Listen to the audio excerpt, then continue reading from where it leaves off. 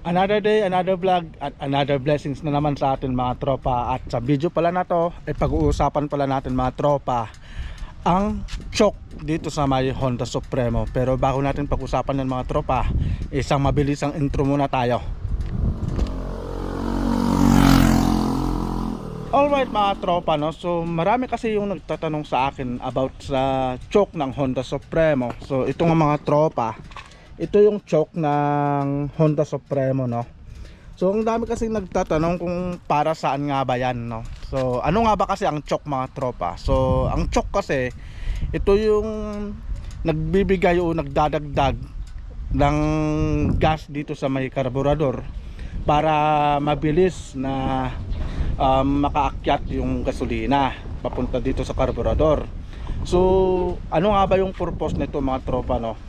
Bakit na may choke ang mga motor? Kadalasan sa mga diaphragm type na karburador, dun madalas ginagamit ang choke mga tropa. So ito mga tropa, no, bakit nga ba may choke ang mga motor? So ano ba yung purpose nito? So ito mga tropa, madalas na ginagamit ang choke pag ganun na umaga sa cold starting, kasi minsan may mga motor na napakahirap na paandarin.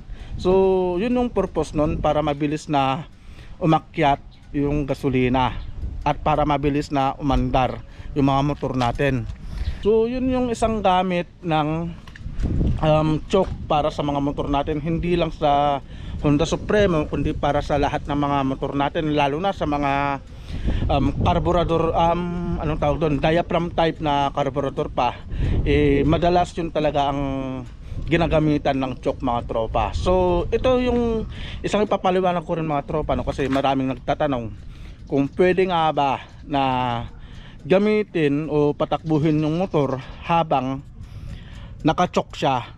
So susubukan natin yan mamaya mga tropa, no. Pero bago natin yan subukan, isang shoutout muna tayo. So shoutout nga pala kay Idol DJ Del Rosario. Ayun, no.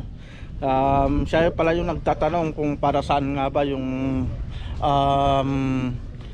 choke ng Honda Supremo mga tropa. So yun lang yung gamit ng choke mga tropa, no, sa tuwing umaga, dagdag na gasolina sa karburador para mabilis na mapaandar yung mga motor natin. Saka isa rin yan sa mga trabaho ng choke mga tropa, para mabilis naman kapag warm up yung mga makina natin. So kita nyo naman mga tropa, no, na ang motor may choke, ibig sabihin kailangan mo munang painitin yung makina bago mo gamitin. Kasi yung may iba kasi hindi sila naniniwala na kailangan painitin mo na ng kahit na mga 1 minute, kasi pagkaandar maabante agad sila, diba?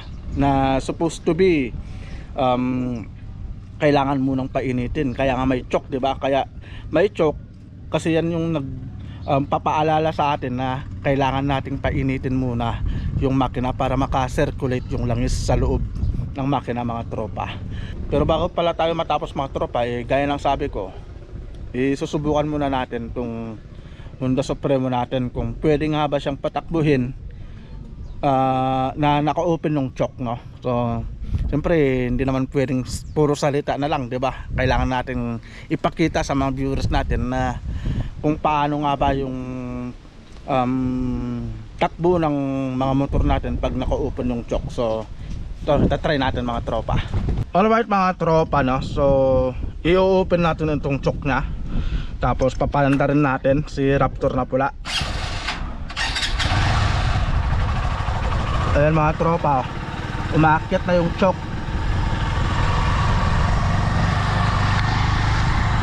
So gagamitin natin siya na naka-open yung choke, na mataas yung minor.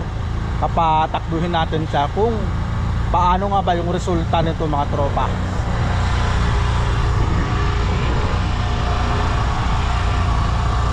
Alright, so susubukan natin mga tropa.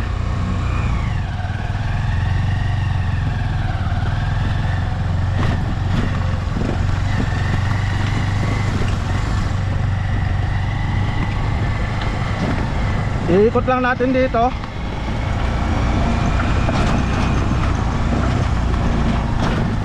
Ayun mga tropa.